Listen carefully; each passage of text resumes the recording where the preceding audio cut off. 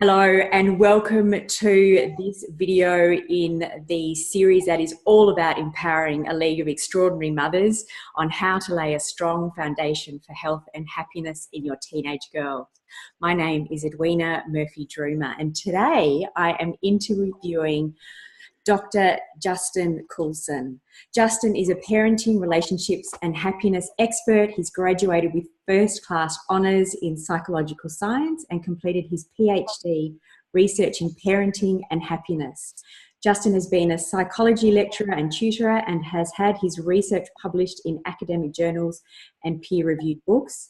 You may well be familiar with Dr. Coulson from his appearances in the media, including the Today Show, Today Extra, The Morning Show on 7, The Daily Edition, and The Project. He also provides radio commentary on ABC Radio, Radio National, and in various newspapers, magazines, and blogs as a parenting expert. Justin is one of the key voices at kidspot.com.au. For over 15 years, Justin has been providing happiness, relationship, and parenting training to parents, teachers, and the corporate sector. He has presented in hundreds of schools for a variety of other organisations as well. But perhaps most importantly and pertinent to today's conversation, Justin and his wife Kylie are the parents of 6 girls. Justin, welcome and thank you so much for being here. It's really nice to talk to you, Edwina. So what ages are your girls? Our eldest is at the would you just move out of home age, and our youngest is would you stop destroying our home? So the baby's 3.5, nearly 4, and our eldest is 18. She's at uni now, and well, she's a grown up. She's an adult, and it feels wonderful to be watching, this daughter of ours do great things with her life. It's exciting. Yeah, my eldest was 18 in November, but he's in year 12, and so I think because he's still at school, I'm not quite grabbing onto the adult theme, even though he is driving. So it's a big shift, isn't it? Yeah, it really is. It's almost, in some ways, there's a bit of letting go. There's a bit of grieving that happens when your kids get old enough to live their own lives.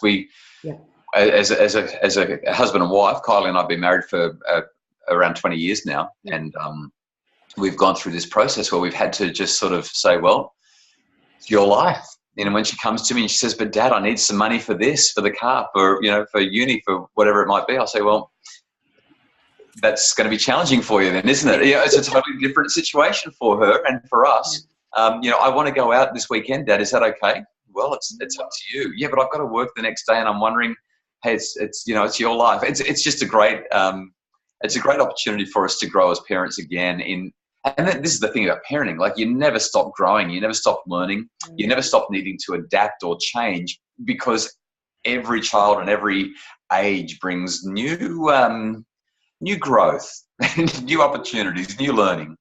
And it's amazing reflecting on, because I don't have any memories particularly of being, even in primary school, I don't have a lot of memories from those years, but I have very strong memories of being a teenager. So as my girls who are 14 and 16 are going through this stage, I can reflect pretty clearly on where I was at that stage and my thoughts. And, there's not too many things that they can say that shock me.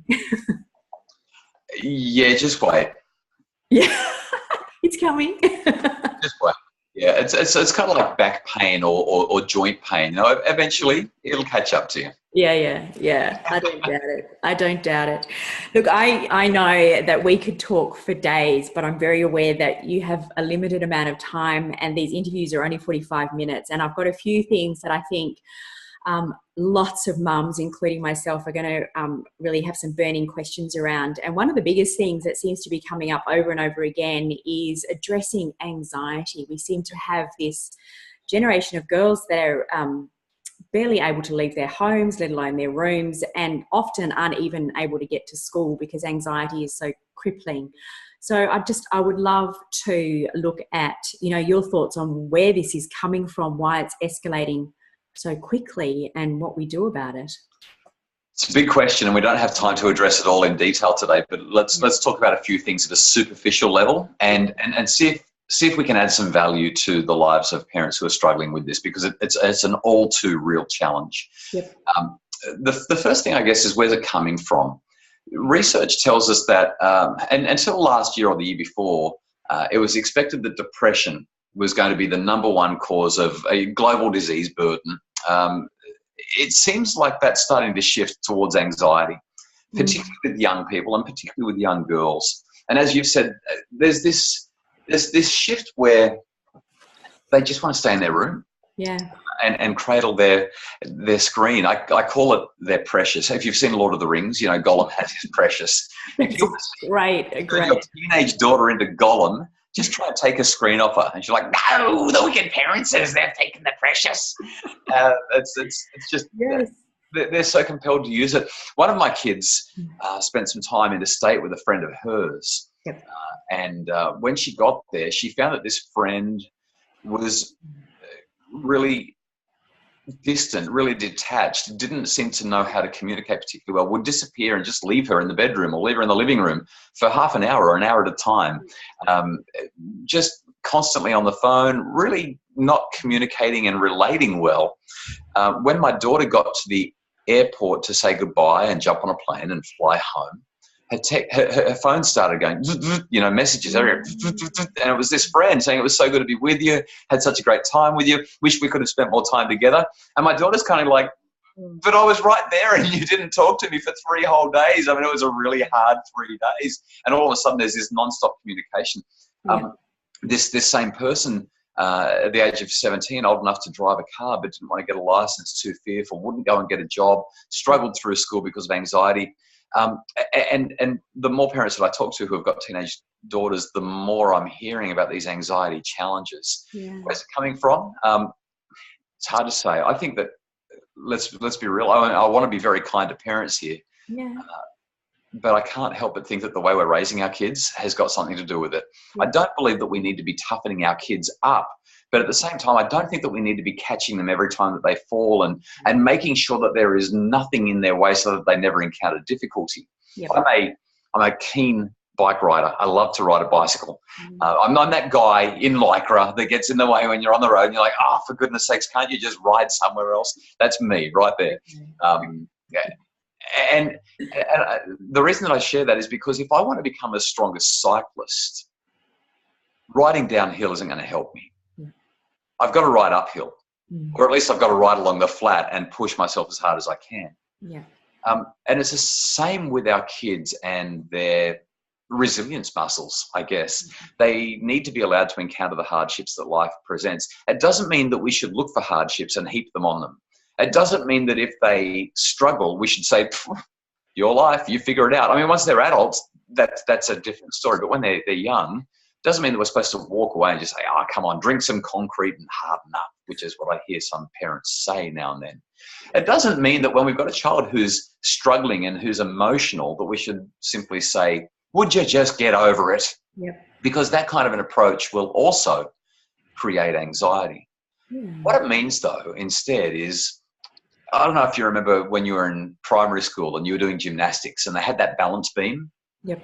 And you had to walk along the balance beam and try and not fall off. And they had the mats underneath the balance beam so that if you fell, you'd have a soft landing.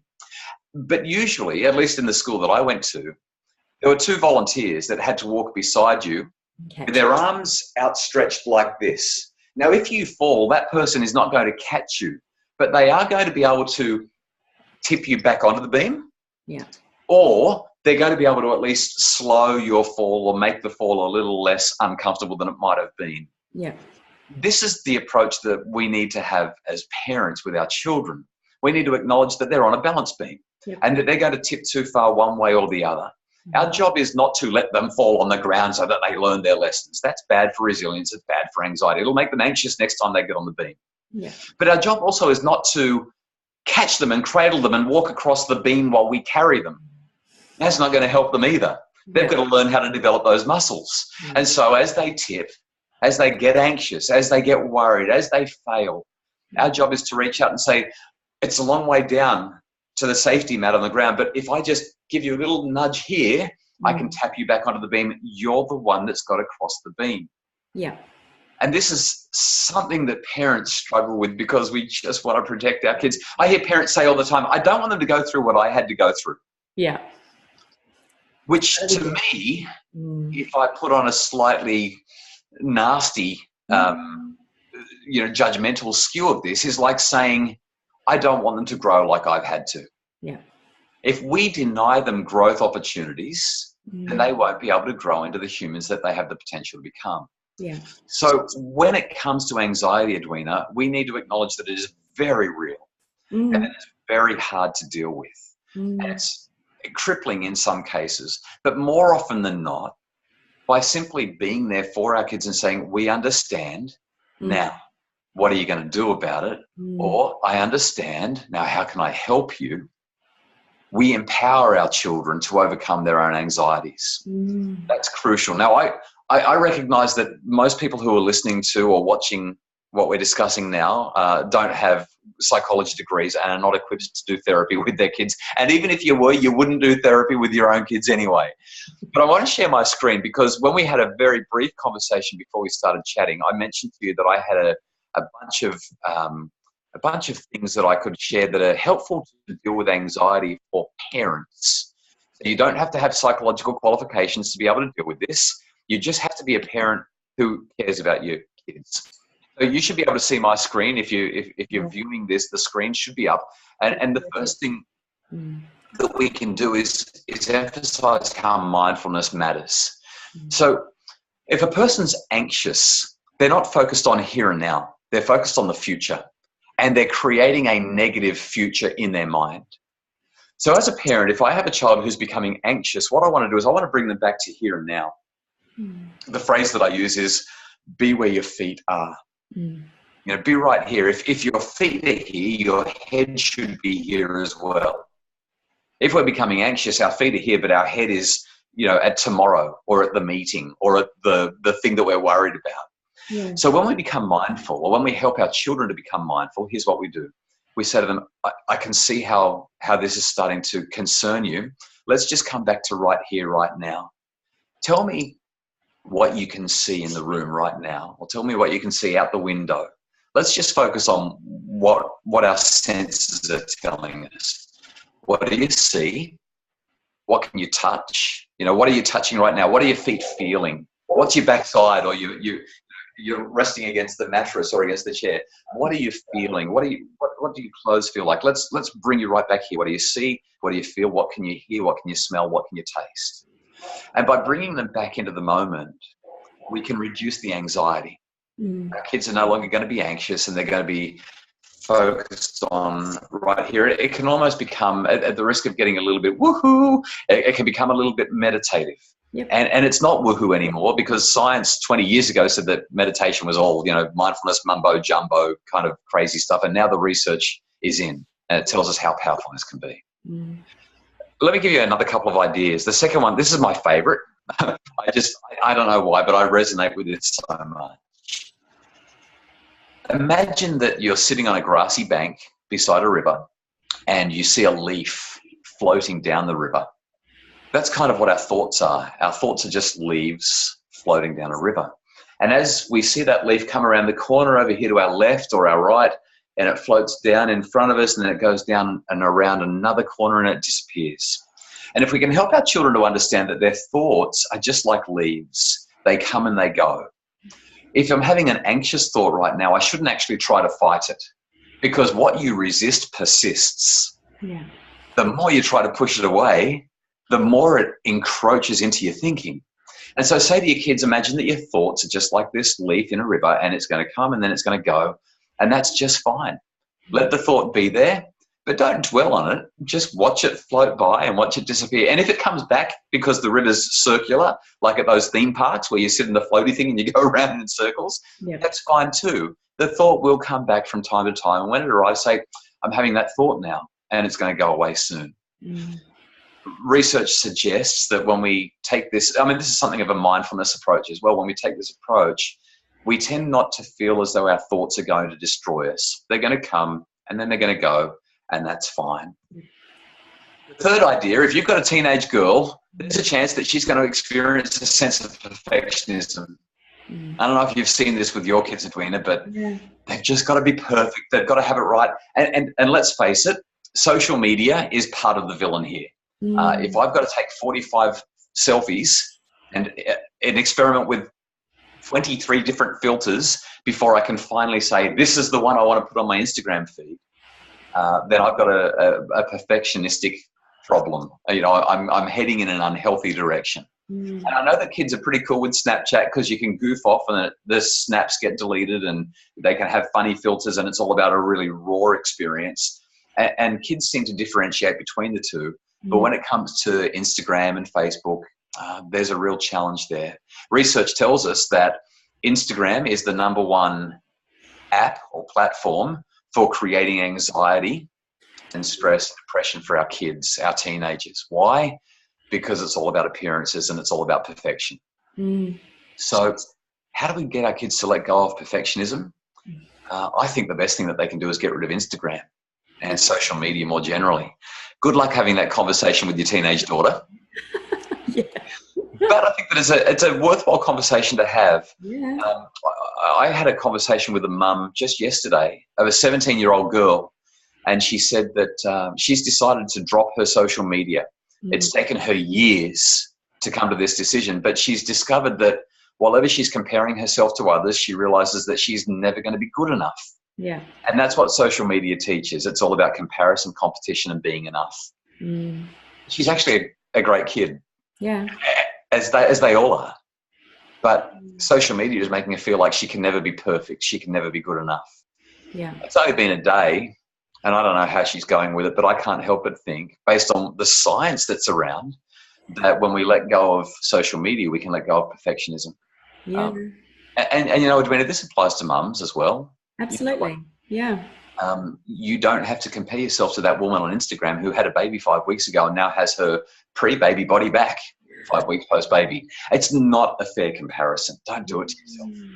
And I think that, the parenting world is rife with comparison and competitive and judgment and shame. And I think as mums and how we handle all that, we're setting an example within that whole realm of judgment and comparison.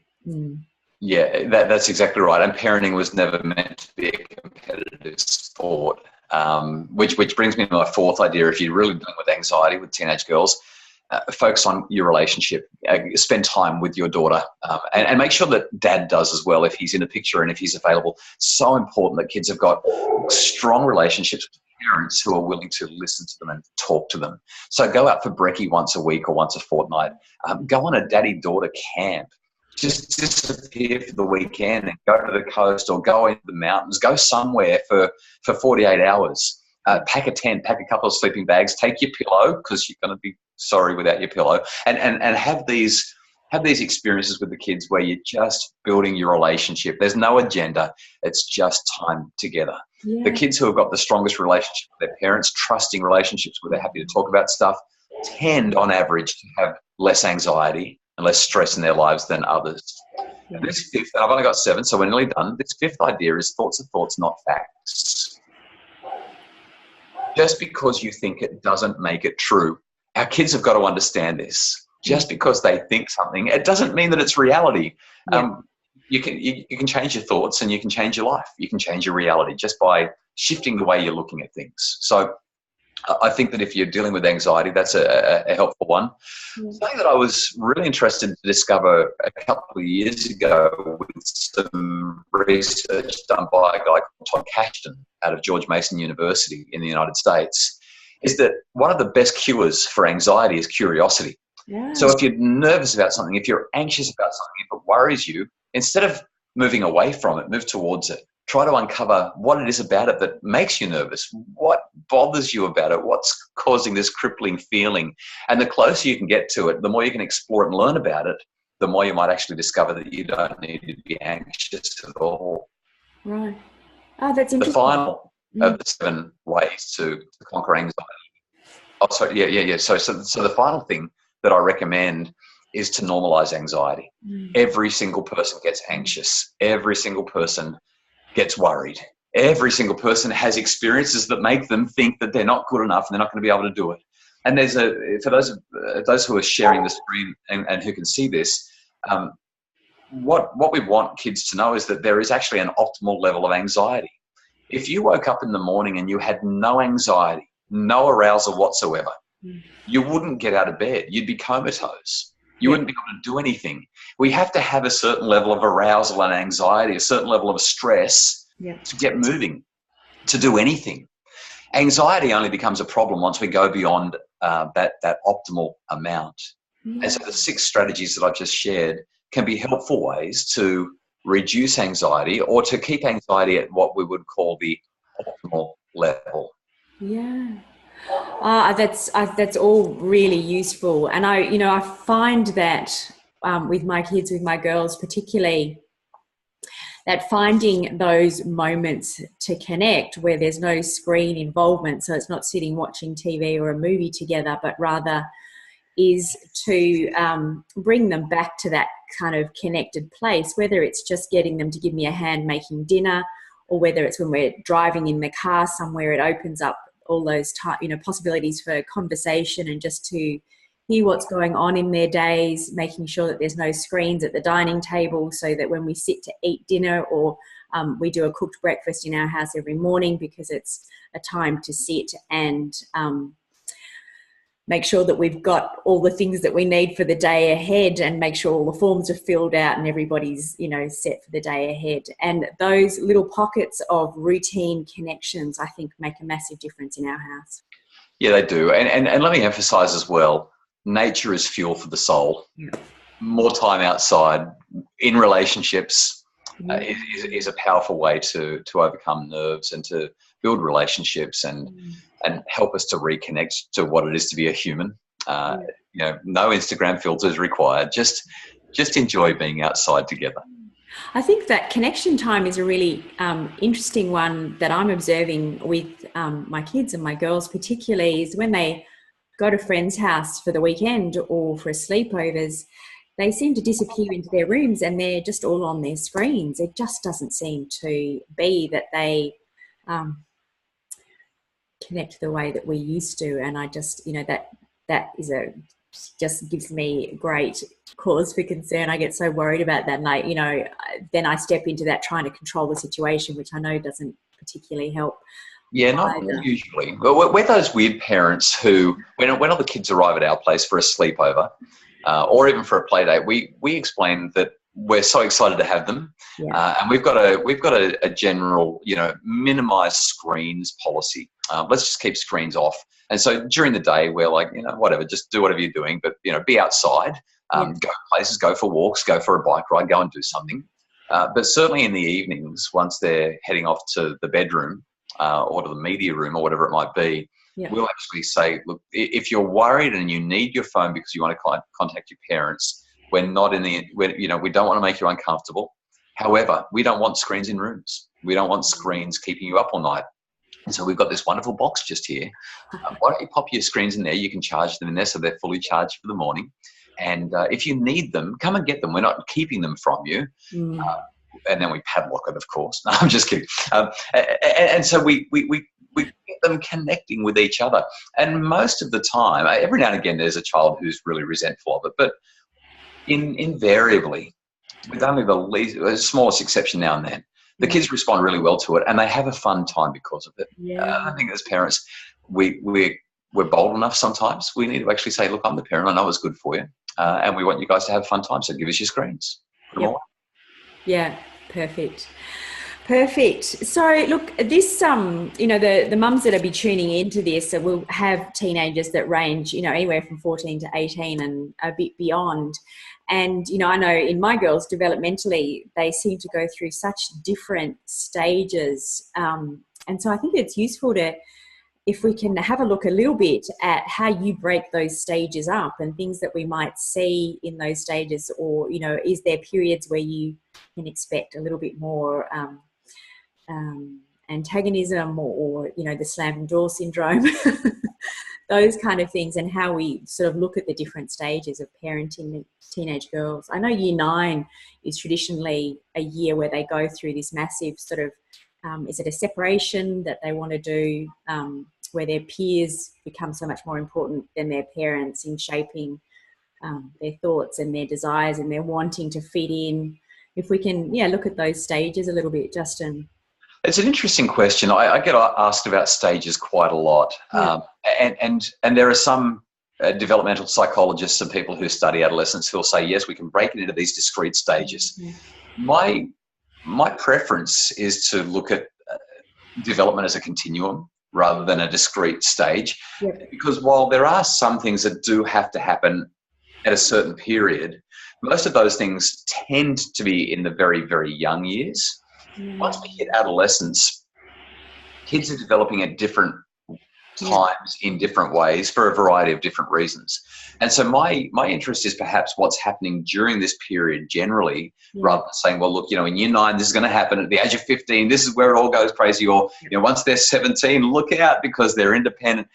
We can draw some very broad general brushstrokes, but there are going to be some people who will say, well, you're saying 17, but for me that happened at 13. Yeah.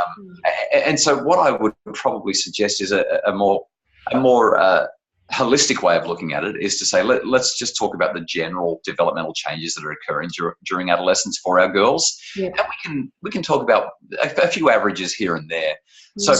So there are a couple of central tasks of adolescence. And if children cannot navigate these tasks, then they tend to struggle in the next phase of life as they become young adults. And the central task is that they need to work out who they are. They need to develop their identity. Now, you and I probably know this already, but identity development is a lifelong process. Yeah.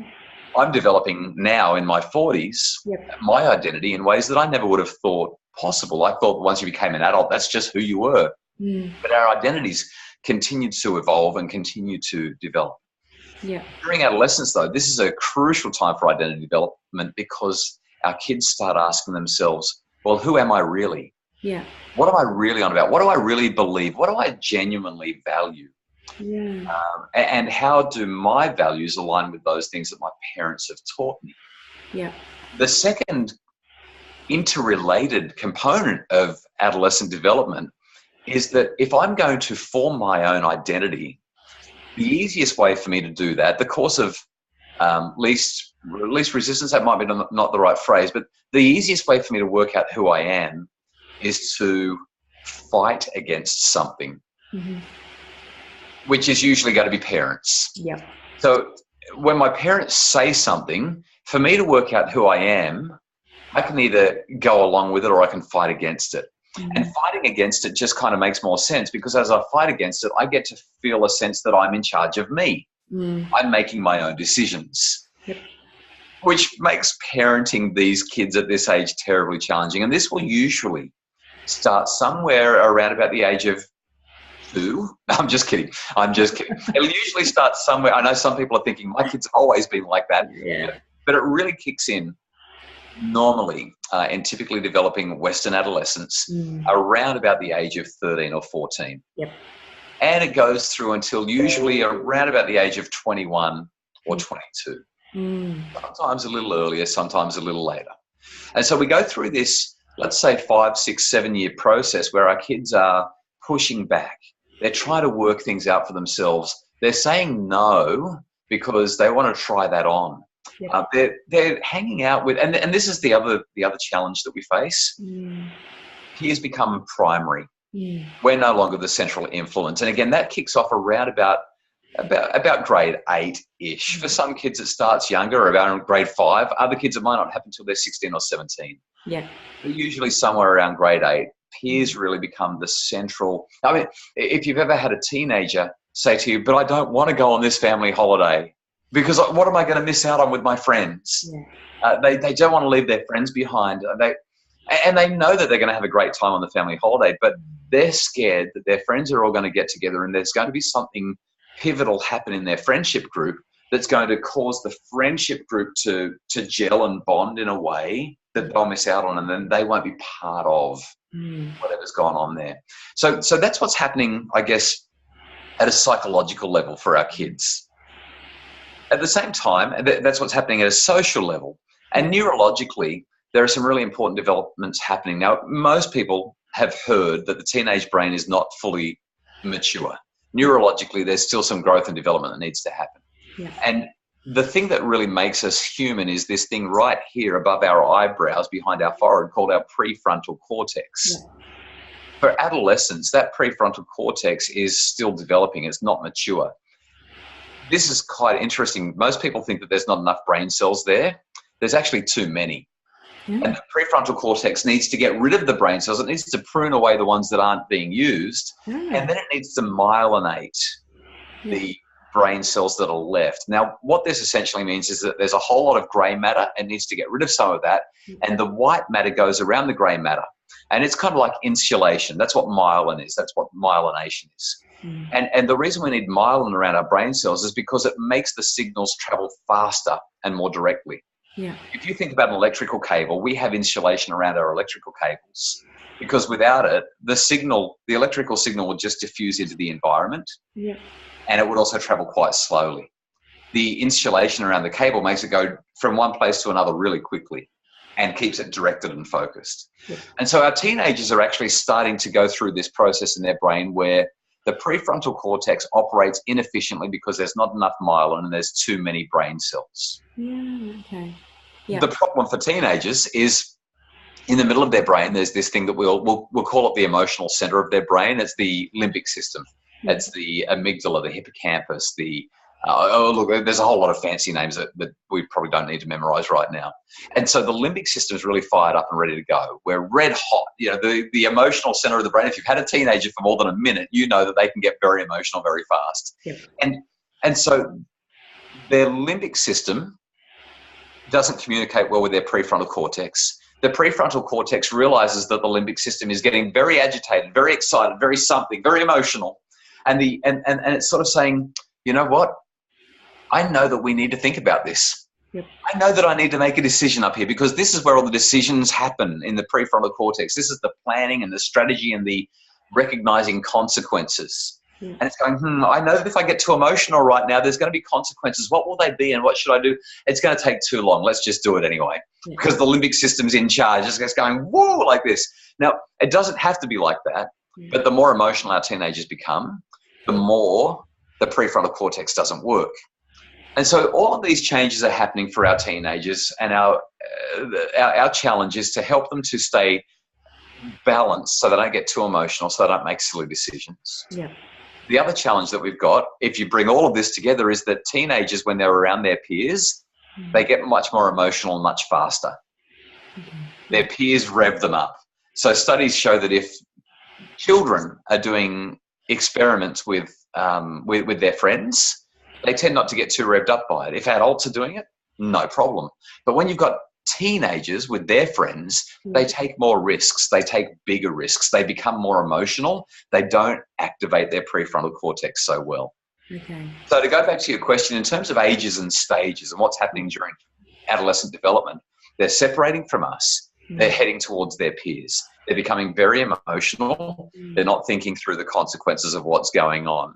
They've got all these neurological, psychological, and social changes that are causing them to be influenced by people who don't see the world quite as clearly as we do, and therefore putting themselves at risk of making less helpful, less healthy decisions. Yeah. So to bring that to into a practical sense, so that decision making, that rebellion, all those stages. So when your daughter decides that she wants to put on a push-up bra and teeny tiny shorts and walk out the door, and she's 14 and looks 18 or 21, what is the line between allowing her to express herself, allowing her to create her own identity, and not buying into the kind of the body shaming or embarrassing conversations? I think as mums, those kind of practical tools on how to address these kind of things is, bringing all those bits together, because as soon as you go, you can't wear that, then, tick, job done, off she goes. Yeah. So repeat after me. You're not going out in that. You're not going out in that. Okay, wipe that from your vocabulary. Yeah. Never say it again. That's the one and only time you're allowed to say it. Force creates resistance. Yeah. Force creates resistance. The more you try to tell a teenager that they can't do something, the more that emotional part of their brain fires up. Yeah. Prefrontal cortex becomes subdued. It can't work it out.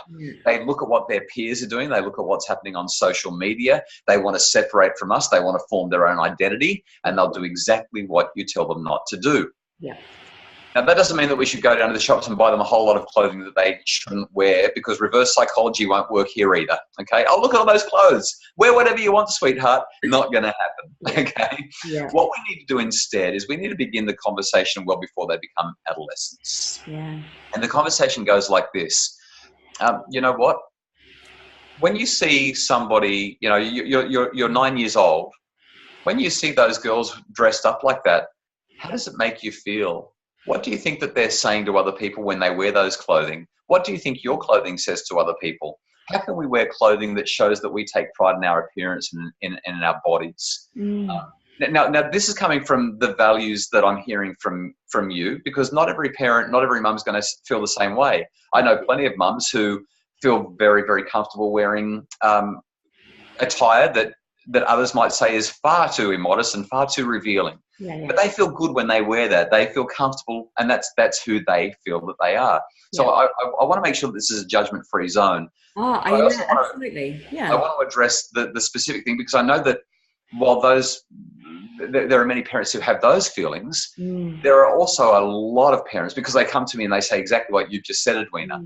I want my kids to dress modestly or to take pride in their appearance, and let's be clear, I've had one or two or three or more mums come to me and say, I don't want my child walking out the door looking like a hussy.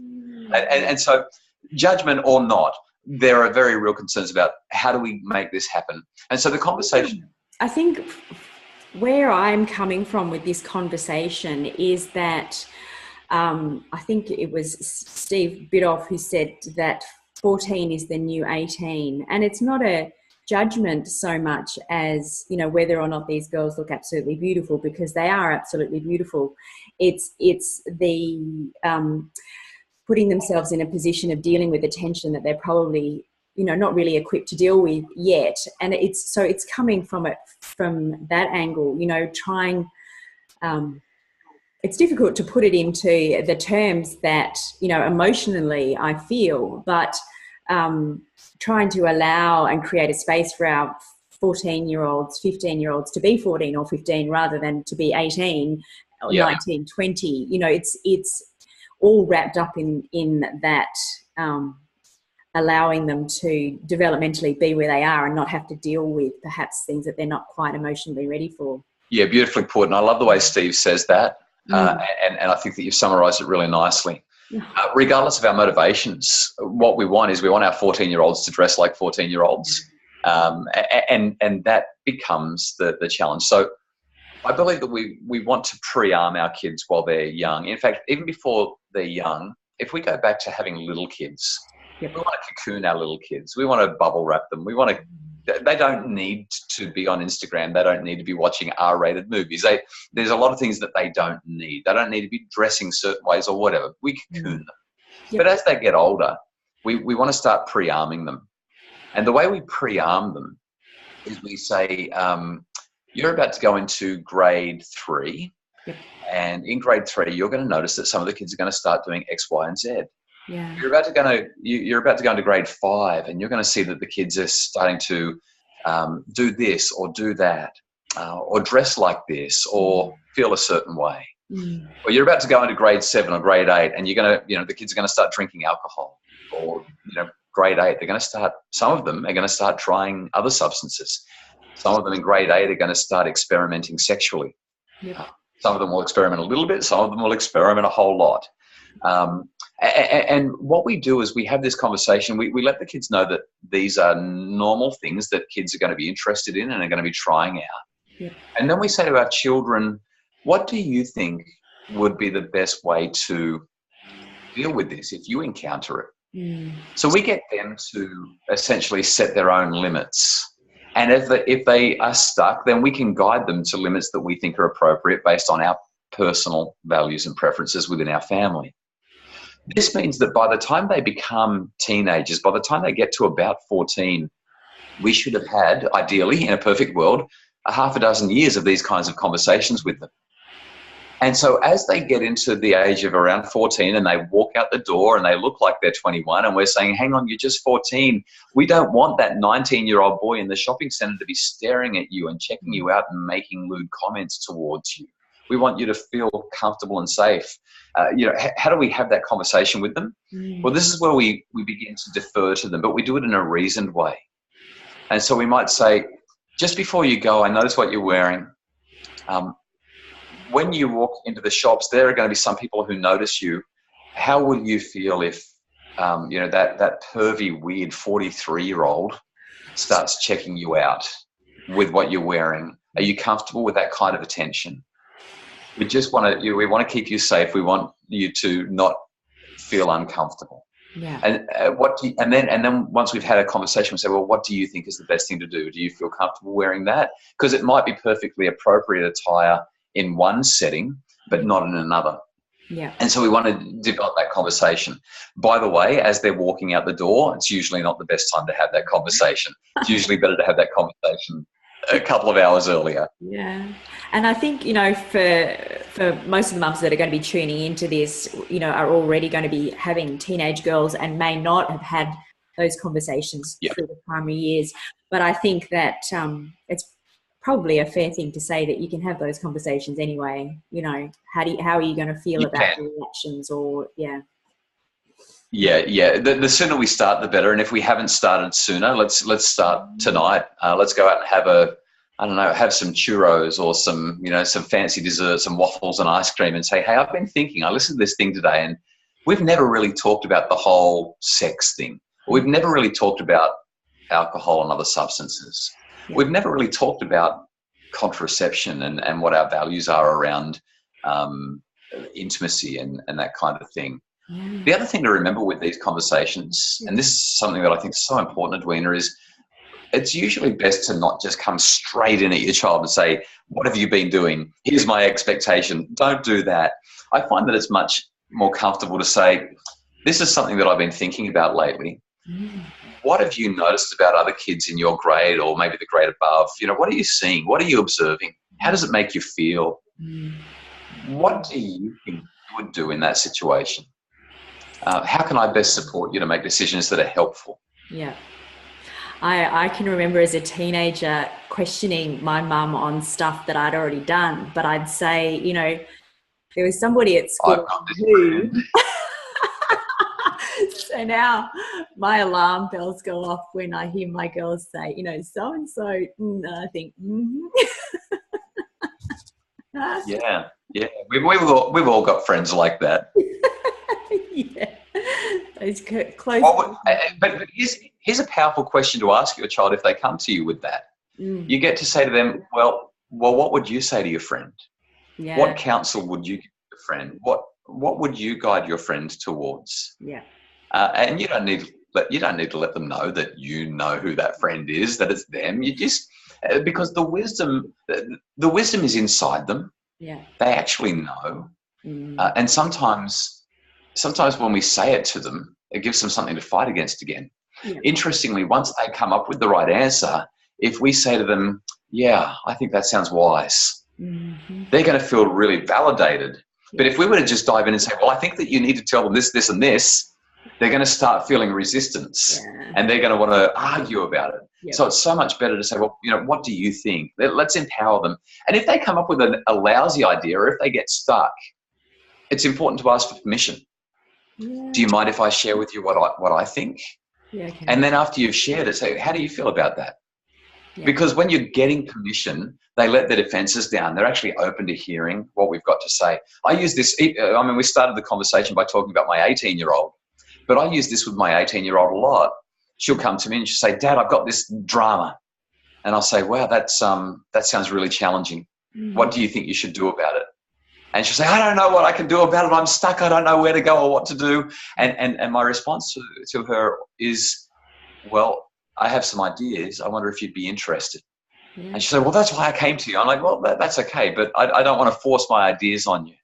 If I was to share an idea or two, would you be open to hearing them? Yeah, okay. And as soon as she says yes, I've got her permission. She's letting those defenses down. The resistance fades away. And I get to share an idea. And I watch that body language real careful. Oh, sorry, that was terrible. I watch that body language really carefully. And if I see her resisting, I'll point that out. I'll say, I'm noticing in your body language, it feels like you want to push against what I'm saying. There's something about what I'm saying that you don't like. And she said, no, it's fine. I'm like, no, seriously, tell me. But it creates a dialogue. Yeah. And it's not uncomfortable. It's very simple. There's something that you don't seem to like. I wonder if you'd share with me. What are you worried about with this? Yeah. Fantastic. Thank you so much. I'm becoming aware of the time, and we've eaten through our 45 minutes. I know that people will want to look. Yeah, it goes fast, doesn't it? People will want to learn more from you and perhaps tune in. I know you've got a couple of books that people might be interested in. I do. 3. So my brand new book, which I'm very excited about, is called 10 Things Every Parent Needs to Know. Yep. Loads of stuff in there that will be so helpful. There's one chapter that's designed especially for younger kids, but other than that, the whole book is perfect for parents of teenagers, especially teenage girls. If resilience is an issue, best-selling book, 9 Ways to a Resilient Child, deals with the anxiety stuff, deals with resilience more generally, emotional intelligence. Wonderful book that is probably one of the best books in the country at the moment on resilience. And my first book was called 21 Days to a Happier Family. It's about being happy in your family, establishing good routines. Perfect. Thank you so much, Justin. It's been it's wonderful to get your thoughts on all these different things. And I know that people will be wanting to find out more. So your website's probably the best place to start? Yeah, happyfamilies.com.au is where you'll find everything that you need. Perfect. Thank you so much. Great to be with you, Edwina. Thanks for the chat. No problem. Bye.